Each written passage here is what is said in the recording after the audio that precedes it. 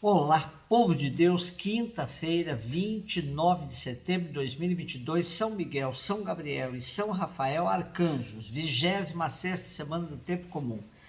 Nossa reflexão de hoje é a partir de Daniel 7, de 9 a 10, 13 a 14, ou Apocalipse 12, de 7 a 12a e João 1, 47, 51. Eu continuava olhando até que foram colocados nos tronos e um ancião de muitos dias aí tomou lugar.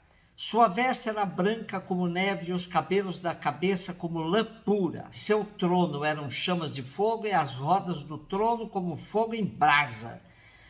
Derramava-se aí um rio de fogo que nascia diante dele, serviam-no milhares, milhões de milhões, assistiam-no ao trono. Foi instalado o tribunal e os livros foram abertos. Continuei insistindo na visão noturna e eis que entre as nuvens do céu vinha um como o filho do homem, aproximando-se do ancião de muitos dias e foi conduzido à sua presença. Foram-lhe dados poder, glória e realeza e todos os povos, nações e línguas o serviam. Seu poder é um poder eterno que não lhe será tirado, e seu reino, um reino que não se dissolverá.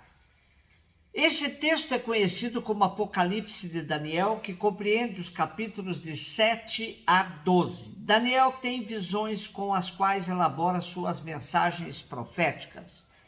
A figura do Filho do Homem que aqui aparece é descrita como alguém que tem origem divina e que é possuidor de todos os poderes.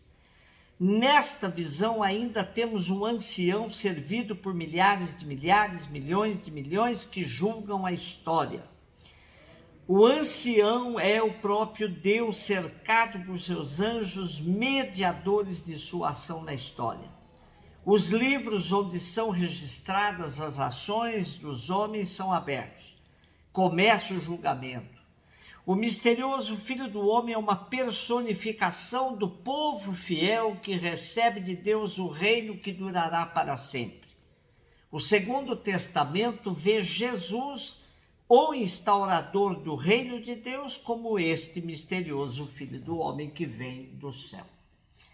Apocalipse de João 7 a 12a. Houve uma batalha no céu. Miguel e seus anjos guerrearam contra o dragão. O dragão lutou juntamente com seus anjos, mas foi derrotado e não se encontrou mais o seu lugar no céu. Foi expulso o grande dragão, a antiga serpente, que é chamado Diabo e Satanás, o sedutor do mundo inteiro. Ele foi expulso para a terra e os seus anjos foram expulsos com ele. Ouvi então uma voz do céu, proclamando: agora realizou-se a salvação, a força e a realeza do nosso Deus e o poder do seu Cristo, porque foi expulso o acusador dos nossos irmãos, aquele que os acusava dia e noite diante do nosso Deus. Eles venceram o dragão pelo sangue do Cordeiro e pela palavra do seu próprio testemunho, pois não se apegaram à vida, mesmo diante da morte. Por isso, alegra-te, ó céu, e todos os que viveis nele. O Apocalipse de João revela no trecho de hoje a batalha do anjo Miguel, quem como Deus, contra Satanás e os anjos do mal. O mal foi cortado pela raiz, pois Miguel expulsa o dragão com seus anjos. O mal que sempre ameaçou a humanidade, a serpente, o diabo, Satanás. Mas os cristãos não podem ficar acomodados, porque o mal continua agindo no mundo e, agonizante, ainda vai perseguir a humanidade de todos os modos. Vemos aqui que há anjos bons e maus.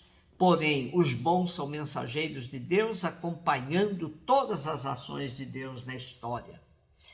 João 1, 47, 51. Jesus viu Natanael que vinha para ele e comentou: aí vem um israelita de verdade, um homem sem falsidade.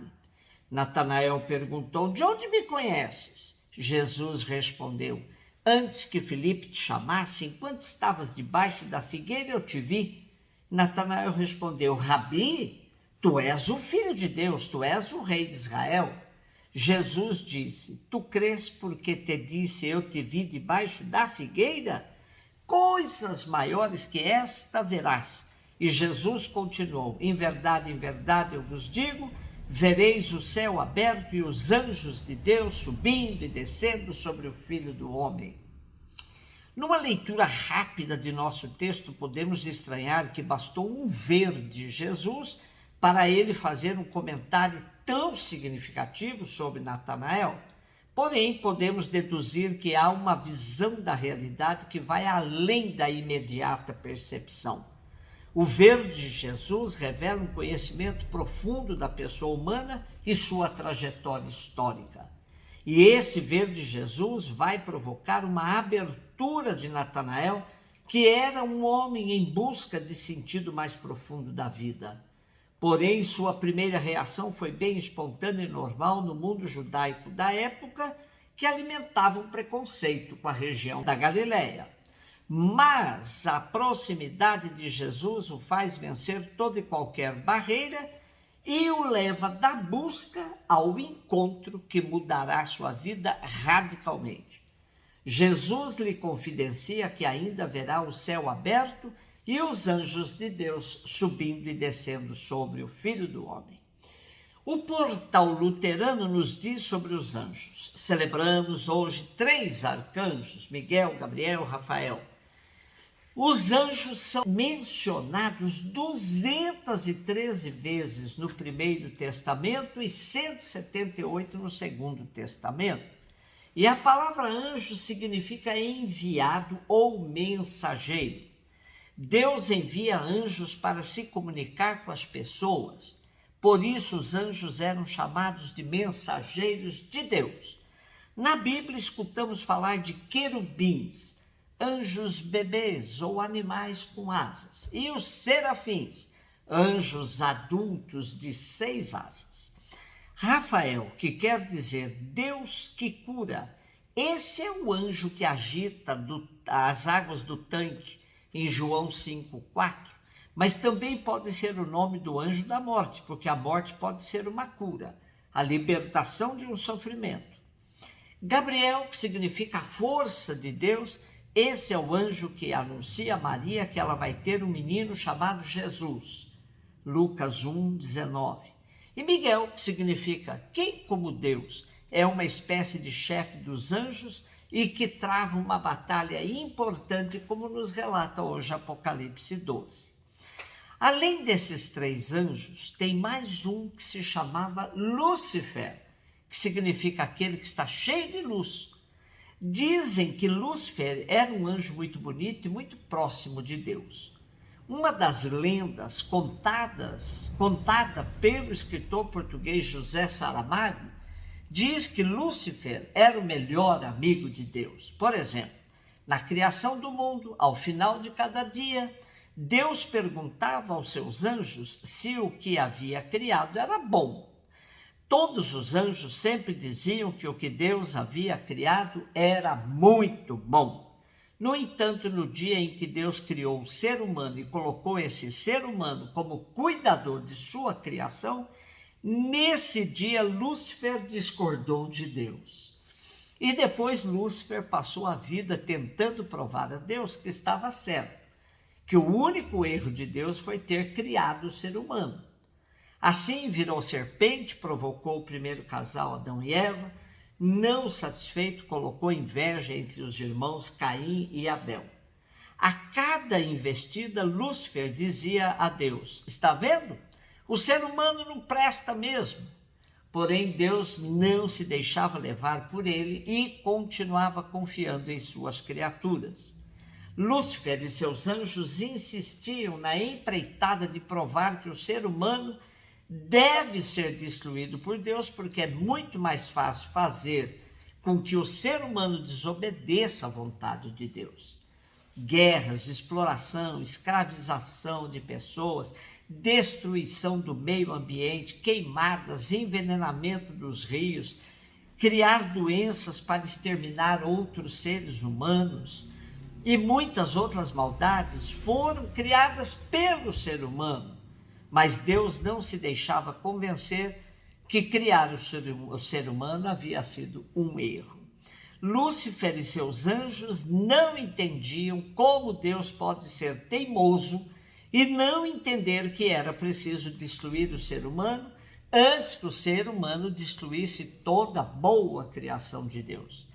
Lúcifer foi ficando cada vez mais desapontado com Deus, ao ponto em que certo dia se revoltou contra Deus. Reuniu seus anjos e resolveram tirar Deus do poder por meio de um golpe. Nesse dia, o anjo Miguel e outros anjos se uniram para defender a Deus contra o golpe de Lúcifer e seus anjos. Essa é a guerra que fala Apocalipse. Nessa guerra no céu, Miguel e seus anjos derrotaram a Lúcifer e seus anjos. E eles são expulsos dos céus e mandados aqui para a terra. Mesmo derrotado no céu, Lúcifer continuou se empenhando até hoje em convencer os seres humanos a desobedecer a Deus. Ele não desistiu de seu propósito de provar que criar o ser humano foi um erro de Deus. E Deus nunca desistiu de suas criaturas. Um beijo no seu coração.